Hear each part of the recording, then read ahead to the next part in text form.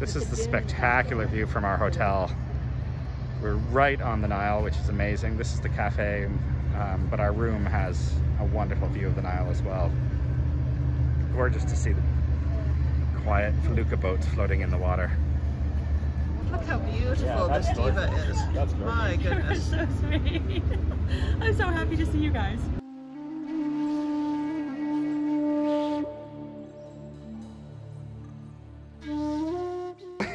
Hello. You look amazing. We're in Egypt. This is happening. Hi guys. Hi guys. I love your outfit. So the gang's all here. It's the first night we're all together.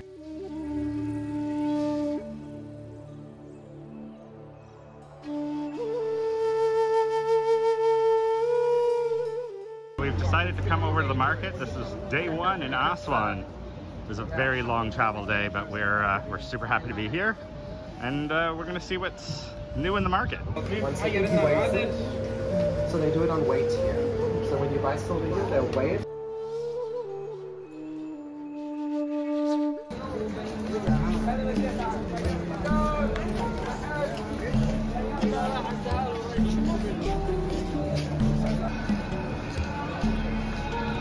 Do you know what this is for him? All right, Vivian. Yeah. What did you get? I got the most incredible. It's a pendant, and I think it's probably, it looks a little bit Art Deco, Art Nouveau. Absolutely beautiful. But it's definitely Egyptian revival, and I love the forms of the flowers. Yeah, it's vintage, right? Yes, It's a vintage absolutely. piece. Gorgeous. Well done. So this is the wonderful purchases that were made in the market on our little excursion out. Well done, Vivian. Thank you very much. Well done to you too. I think you're leading the way so far. Curtis actually is the winner, I think, of the day. He did find something that was Spectacular. Yeah. really gorgeous. So Yeah, my little duck, Ramses II duck bracelet. it's gorgeous. Love it. I have been told to film the reveal. I'm not really sure what's coming out of here next, but there was a lot of giggling between Vivian and Steve. I'm ready. Here it comes, ready or not. So, That looks awesome, actually. it's very comfortable. I'm not sure you've done the head part just right. No, I just kind of whacked it on there, but That does look super comfy though. And this, my friends, is what I am seeing. Look at you in all your glory. lovely, 100% cotton. That looks super comfy. It is very comfortable. Are you going to wear it this evening? I may wear it this evening. Yeah? Curtis keeps convincing me that he'll wear his, so. All right. Awesome. I love it. There you go. I'm trying things with the headscarf. I don't think I got it right this time. Now apparently I have a head wound. I think this is Steve trying to remember from when he was here last time how this works. Yeah. I'm amused. It's good, honey. Keep going. Keep going. It's a good look. I think if you're ever in a First World War reenactment, you've got it covered. Alright, apparently I'm no good at this. We'll try it again later. In the evening, we took a lovely boat ride over to visit one of the Nubian villages and do some shopping and have an absolutely delicious meal. It's important to note that some of these villages were relocated in the 1960s when Lake Nasser was built, and this is one of the groups of people that were resettled. But it was really nice to experience a slightly different culture.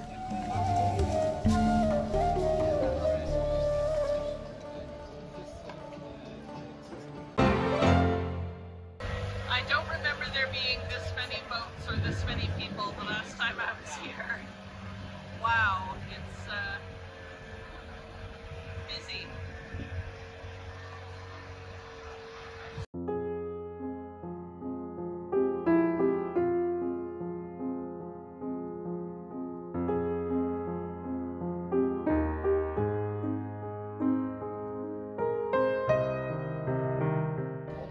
We've taken a tour to our first temple on this trip, and it's Philae Temple, which is the last known parts of the Egyptian culture before the Christianity took over. In fact, we just saw sort of an inscription on a wall that explains that there is something coming and it is going to change everything. It's an astonishing place.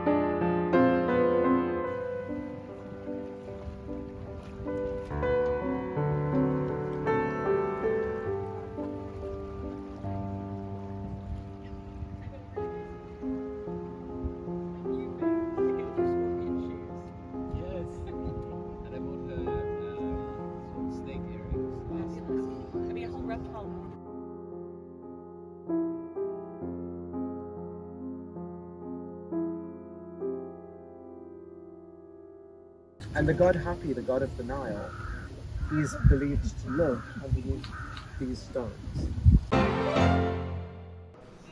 That is some 4,000-year-old jewelry that you wouldn't blink twice if you saw on someone today. How beautiful is that? We're at the museum on Elephantine Island, and these adorable little votive offerings were obviously some tokens of love, either wishing for or thanking for these really human moments. There are so many little figures that use what I recognize as the thank you gesture from sign language. Do you guys agree with me? You think this is just thanks for gifts given from the gods? As always, it astounds me when we can find a little bit of textile culture in one of these museums. So this morning we have come to Elephantine Island, which is actually essentially across the river from where our hotel is in Aswan.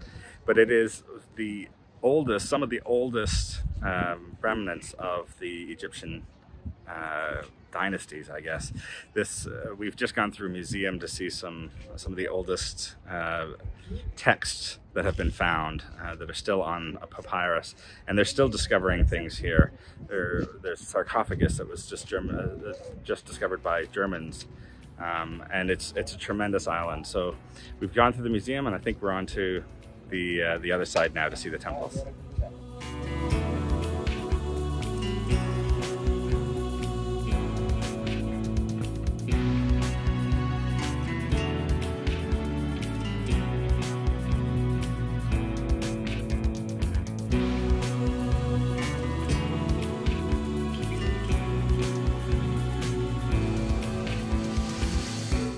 I watch a lot of Time Team, and there's just pottery shards everywhere.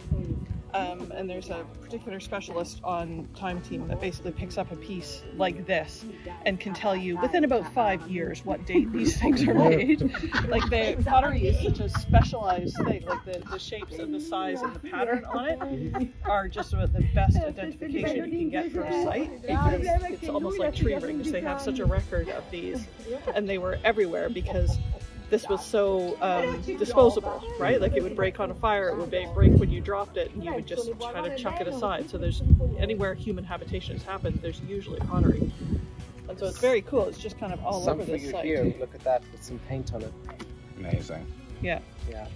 But you can see sort of the difference between these two pieces, right? Because I think it's one's incised, one's a relief, you know, and they see the finger marks actually. Yeah, exactly. Yeah.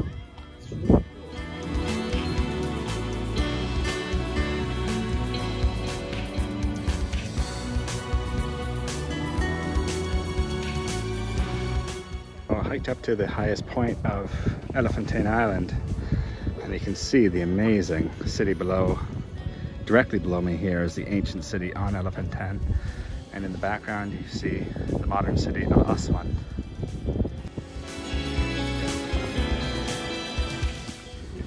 And then looking into the desert on the other side of the Nile. And we are off to hit the fabric shops in the market. Important context.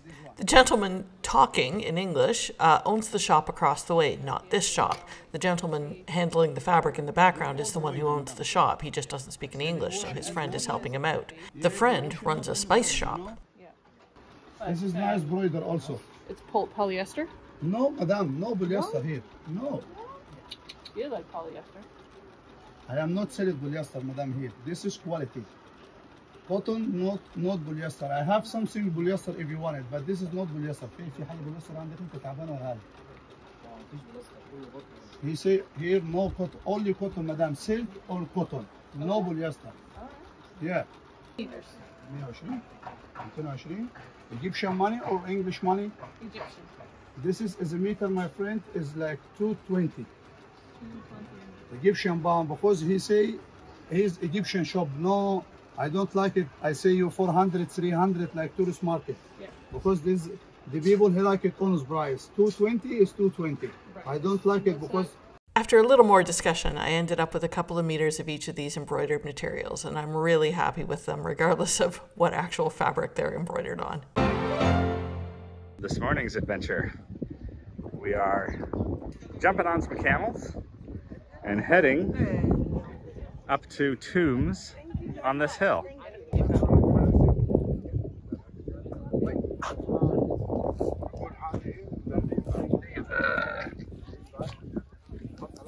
Lean back, guys. Hold on. Perfect. Yalla. Go.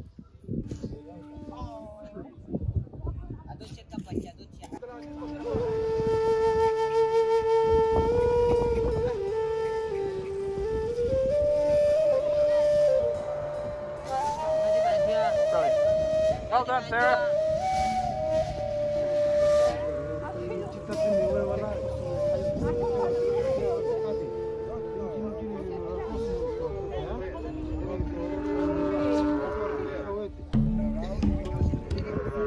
I'm driving. Nice.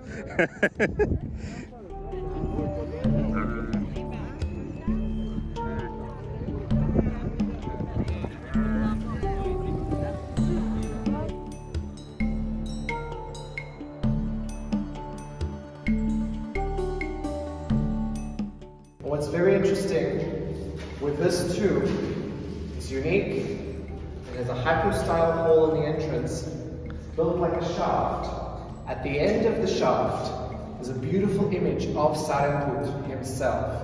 But on the lintel, we have an elephant hieroglyph. And this hieroglyph spells out the name of Elephantine.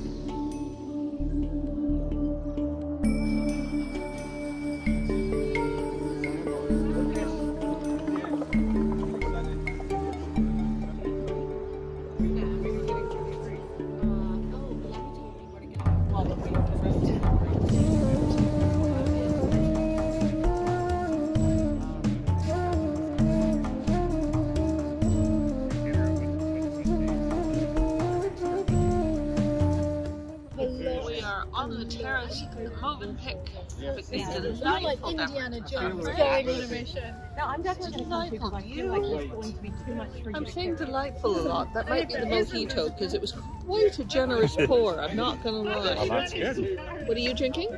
Sakara. Sakara beer. It's the local beer, right? It's the local beer, yes. Yeah, And enjoying? it's really good, actually. Yeah, it's very tasty. Excellent. What do you think of this terrace? This is spectacular, actually. It's lovely to have the view both to the east and west coasts of the Nile. Yep. This is a beautiful spot. I really enjoy it. Okay, everybody, wheels on the bus go round and round. Right, so we have officially left the hotel now, and we are on our way to the boat. This is exciting. So we get the next 5 days on the boat onto Lake Aswan, and really looking forward to it. It should be amazing.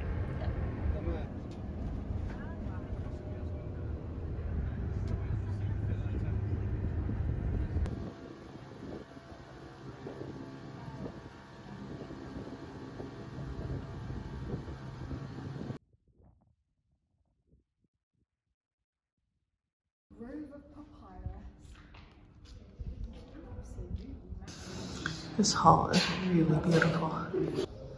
One thing I'm noticing differently about this temple is the level of detail in the carvings, particularly in the headdresses and the crowns. They've really gone to a lot of extra detail compared to the other temples that we've seen so far. It also just seems to be a general different style, and it seems to have evolved. I'll get a couple of other clips that kind of show you what I mean. So here's another carving in the same temple, but you can see again, it's not a full relief, it's more incised, and the detail is there but differently. The style of carving is a little more rudimentary. It's really interesting seeing different artists at work in the same temple. So here's the third clip that I wanted to show you, and this is clearly where someone has come along and been practicing, I'm guessing at a much later age. They saw the beautiful carvings and thought, I can do that. But perhaps not as finely executed as some of the other carvings in this temple. So Curtis, I was noticing that there are a lot of empty cartouches in this temple. Yeah, you'll actually find throughout many Egyptian temples in the later period that there are empty cartouches. And even though this cartouche didn't have a name in it, someone has tried to just gouge out. Probably just to make sure that if someone was planning to put their name in there, it would ruin their reputation anyway. A little preemptive shade throwing. We find these empty cartouches in many of the later temples because a temple would now be, erected by the priests to dedicate it to a certain god. And then depending on how the pharaoh was pleasing the priests, they could then get their names placed into certain areas to connect them now to the temple because they've reached that level. Wow, that's a bit of a power shift, isn't it? Yep. Yeah. So you only get remembered in these temples if you did something good. For the priests. For the priests, yeah. Interesting. Yeah. Thank you. So going back to my earlier point, you can see that we're back to a relief carving here, but also that there isn't the detail on the headdresses now. So this temple's really interesting for all the different styles. This is the Beit el-Wali temple, and I am loving the amount of color that's left on it there. Really see the richness of the color. Beautiful. Blues in here are simply wonderful. How gorgeous is this?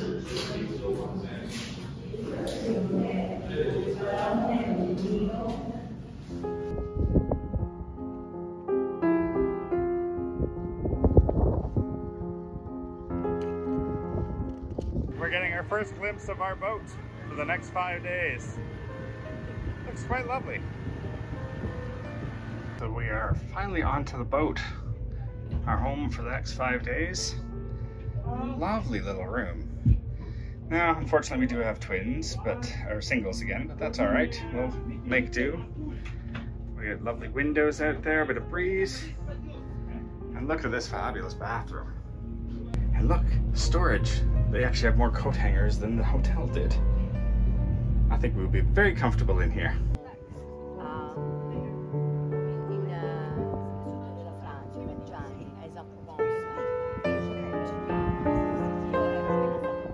Having a very civil cup of tea in the afternoon, watching the sunset over the Nile on Lake Nasser. How idyllic is this? Feels like a really vintage way to travel. Yes!